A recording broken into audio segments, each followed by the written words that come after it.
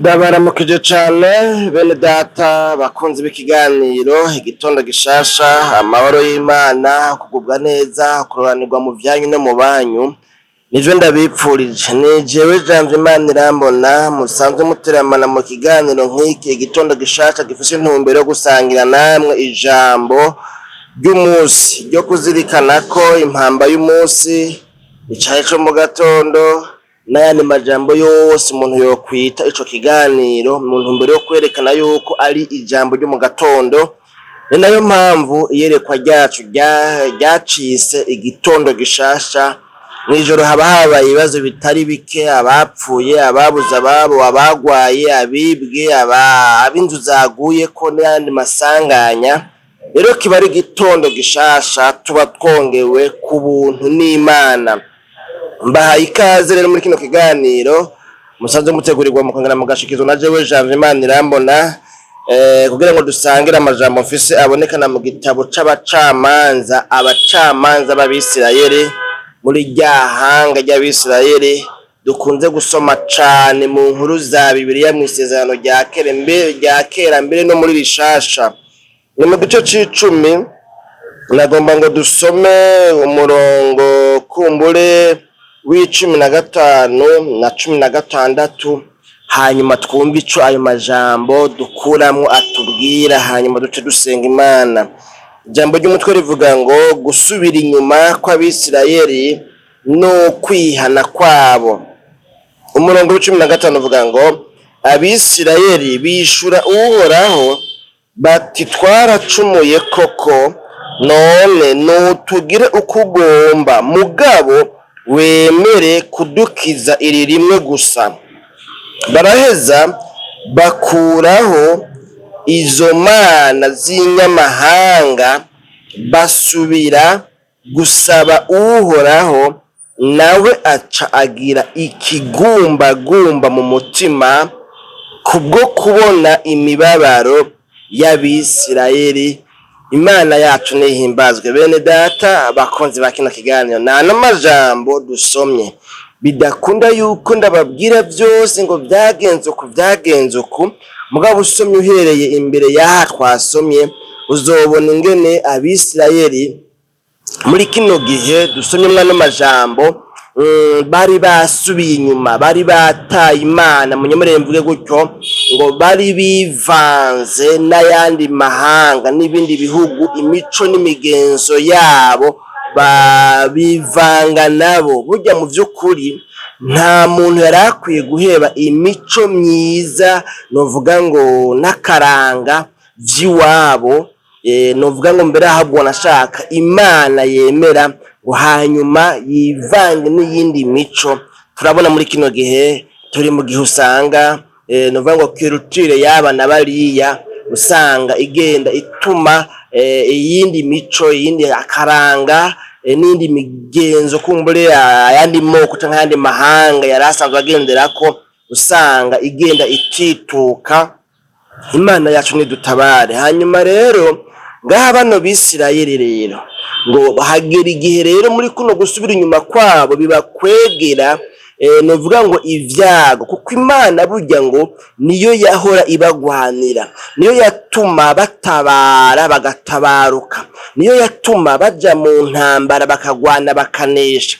Intambara zose bagiye bagwana bakanesha, ibihe vyiza bagiye babamwo vyose ni Imana yabo yabigiramwo uruhara. Ntibwari ubuhizi bwabo, ntibwari ubuhinga bwabo, ntibwari ubuhanga bwabo, si kubera yuko bari bafise akaranga gasumba k'abandi, si kubera ko bari bafise ubwiza busumba ubw'abandi haba namba na gatoya, ariko Imana yabo yaba iri kumwe nabo, kuko bubaha Imana, bakora ivy'Imana yabageze gukora. Mugabo ngo bamaze kubivamwo, bamaze kubiheba, bamaze gusubira inyuma, bamaze kugwa, ngo ico gihe rero ibintu bica biradabuka, ibintu bica birononekara. No kuvuga ngo baraterwa n'abansi babo, Abafilisitiya, Abamori n'abandi, kandi barabanesha. Mbere ngo usomye ngaha mu majambo yatanguye imbere ngaha hano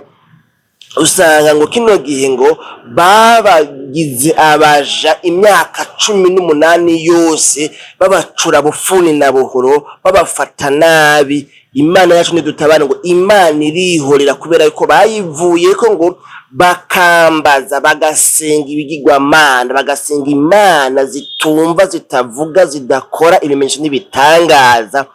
Imana yacu nidutabare. Rero simpave nja muri menshi kuko iminota ngomba gukoresha ni iminota nyene igendeka, iba yabaye itwarika. Ico ntumbereye kuvuga ngaha ni ikihe rero?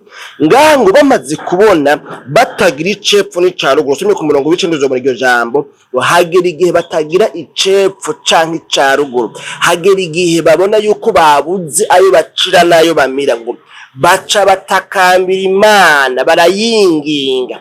Bayitakambiye nayo kibabwira impamvu ibyo byose byagenze gutyo, ibabwira ibyaha bakoze ingene bayihemukiye. Hanyuma nabo ngo baca basubira bayibwira rero muri majambo twasomye, barayinginga ati twebwe nutugira uko ugomba kose, kuko Imana yari babwiye ngo genda mwambaze ibyo bigirwamana, genda musenga izo mana z'inyamahanga, jewe nimumvireho, nimundeke, nimunyirekere, genda mutabaze ziriya mana zibatabara.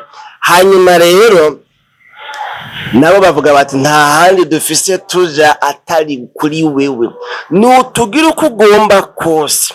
Nimba udukwega amatwi, nimba uduhonda inkoshi, nimba udukubita amakofe, nimba utubwira gupfukama, nimba igihano cose uduha, ariko mugabo wemere kudutabara basi iri rimwe gusa.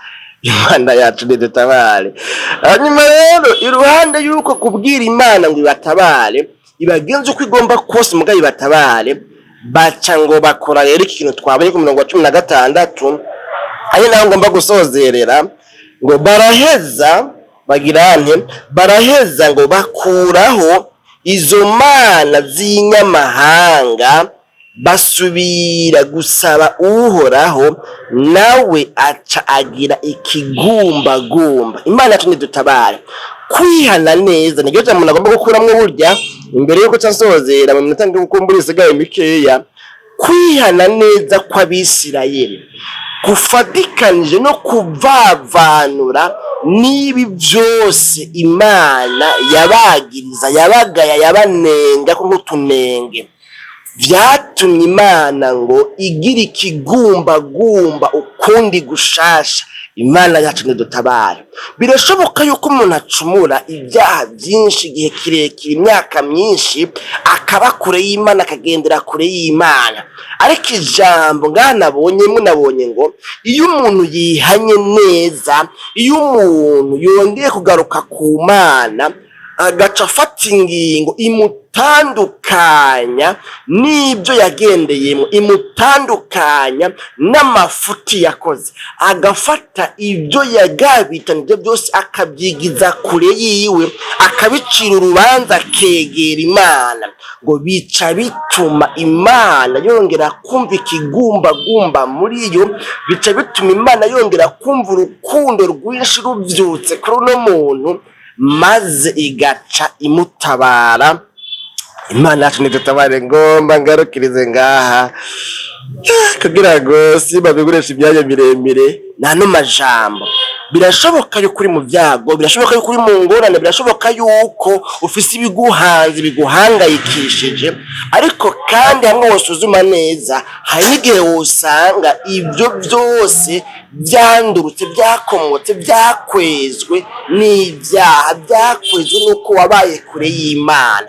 Ico mugasuzuma wewe wumvise kino kiganiro, ukaraba yuko ukiri mu migenderanire myiza hagati yawe n'Imana, kugira ngo nimba bitameze gutyo uce wihana, witandukanye n'ikintu cose uzi yuko Imana idahimbare, gutanezererwa. Hanyuma niba bikora gutyo, Imana ikigumbagumba cayo, imbabazi zayo, ubuntu bwayo n'urukundo rwayo bica bisubira bikuboneke ko ikigutabara, kuko icyatumye buri ngene gutabara nuko wagerereye kure yayo. Nane majambo mwese bayumvise. Imana nyina amahoro baho mugisha, tuzosora mu kiganiro gitondo gishasha cyo butaha. Sinzi rero ufata ingingo, ubwira Imana, usenga Imana, uyambaze, uyitabaze, uyibwire ngo Mana ntabara, ndakwinginze nemeye kwitandukanya n'ibibi byose, amajambo mabi, ubushakanyi, ubusambanyi, ubusuma n'izindi ngeso zose mbi, nemeye kwitandukanya nazo kugira ngo ugendane nanje, ubane nanje, uvugane nanje, untabare. Tuzosubira mu kiganiro igitandukanye gishasha cy'ubutaha. Mwebwe mwese mwagikurikiranye turabashimiye. Imana nyina amahoro ibiteho, ibitwararike, ibabere inyishu muri byose na hose, mu izina rya Yesu Kristo, amen.